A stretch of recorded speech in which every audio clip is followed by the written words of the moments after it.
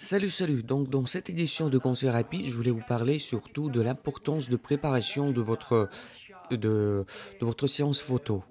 Parce que voilà, par exemple, si on prend en exemple là, ce qu'on était en train de faire en Serbie centrale, c'est un modèle qui s'appelle Milenko que je voulais photographier depuis des années et c'était à chaque fois impossible.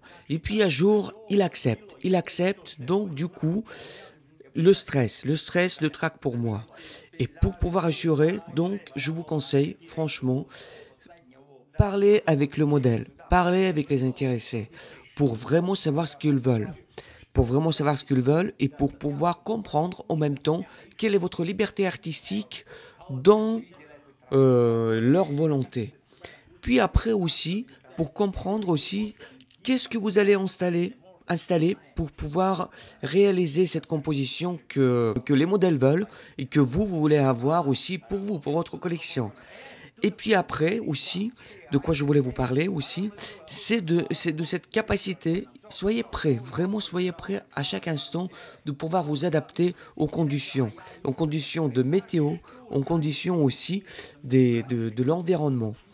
N'hésitez pas, une fois tout est installé, ou quand vous êtes en train d'installer, de bouger tout ce que peut se bouger. Ça veut dire que par exemple, à Grand Anjac, vous allez voir comme un tracteur, il fallait que moi je le bouge, il fallait que moi je dise où je veux que ça soit installé.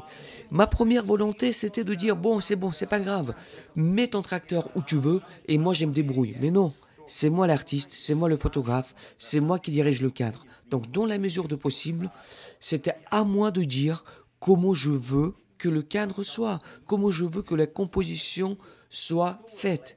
Donc la capacité de négocier, de comprendre votre client ou votre modèle, et puis aussi la capacité de pouvoir s'adapter.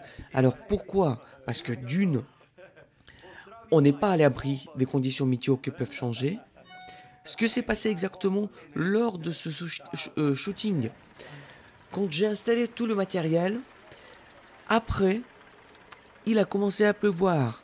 Donc du coup, le pare-soleil que j'avais était impossible d'utiliser. Et alors, moi en tant que professionnel, qu'est-ce que j'étais obligé de faire? J'étais obligé de dire, écoute, voilà ce qu'on va faire. Il a commencé à pleuvoir, on enlève tout ce que je peux enlever, je change mes réglages, mais très vite, parce qu'il fallait aller très vite. Et je commence le shooting. Il fallait pas que le modèle ressente une hésitation de ma part. Donc, il faut vraiment assurer. D'où l'importance de connaître votre matériel, de connaître ce que vous voulez faire exactement, parce qu'il n'était pas temps d'improviser pour moi. Donc, du coup, je suis allé, je me suis adapté aux conditions et à la volonté de modèle et aux conditions donc de météo.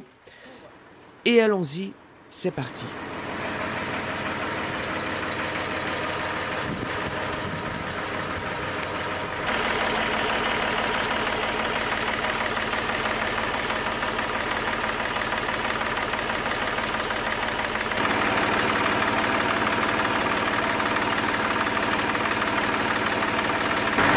Donc voilà, là on a essayé de filmer vite fait le shooting que je fais d'un modèle qui s'appelle Milenko, donc que je voulais filmer, photographier depuis longtemps, depuis 4-6 ans environ, 5-6 ans.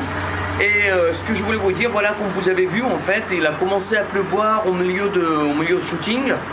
Et donc il fallait vraiment aller très vite, d'où l'importance aussi en avance de penser comment vous allez techniquement parlant mettre vos lumières, parce que le modèle était là, qui s'impatientait et qui n'était pas prêt pour recevoir des excuses en disant oui, techniquement parlant, il commence à pleuvoir, donc il faut qu'on remballe tout, parce que je savais que c'était ma première et ma dernière opportunité probablement de le faire photographier. C'est un personnage extraordinaire. Il a joué dans l'un de mes films que nous avons tourné ici en Serbie il y a 10-15 ans environ. Et donc là, j'avais pas le droit à l'erreur. Il fallait aller très vite, il fallait aller très bien pour faire ce que lui voulait avoir et pour aussi avoir quelques clichés que moi je voulais absolument avoir pour pouvoir vous les montrer. Et puis artistiquement parlant, tout simplement pour les avoir pour moi dans ma collection. Donc voilà, le matériel a assuré, tout a allé très très bien, donc on n'a pas utilisé le pare-soleil.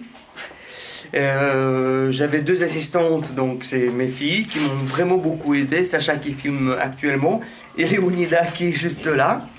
Donc voilà, ça s'est très très bien passé. J'ai hâte de faire le montage vidéo et puis aussi le montage image pour pouvoir vous montrer ces séquences. Et voici donc le résultat. Voilà les photos. Je vous laisse apprécier un instant.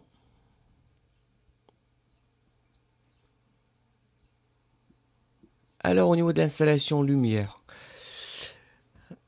Derrière, à gauche, donc là où c'est écrit 42, et ben un peu plus loin, plus à gauche encore, j'avais un pied avec un flash Canon 430, Speedlight ou je sais pas quoi, donc en pleine puissance, et avec une grille pour donner une lumière beaucoup plus directe, donc la grille que nous avons fabriquée auparavant.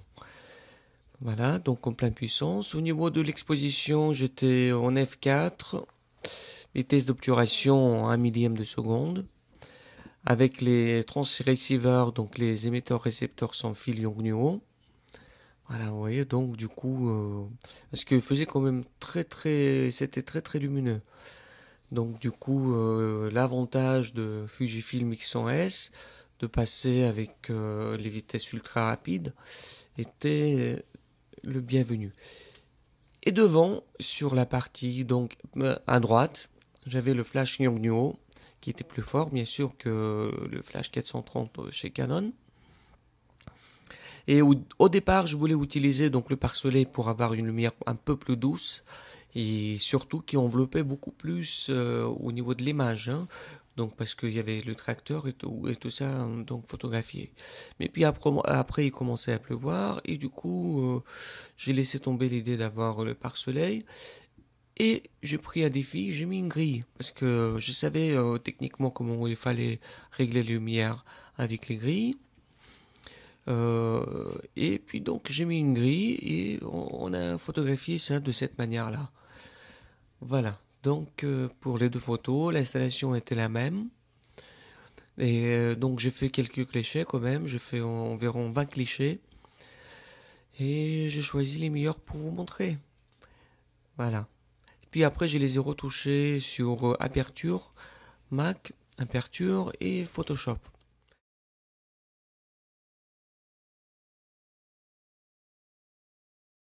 Allez, ciao ciao, merci, à bientôt. Ciao, ciao.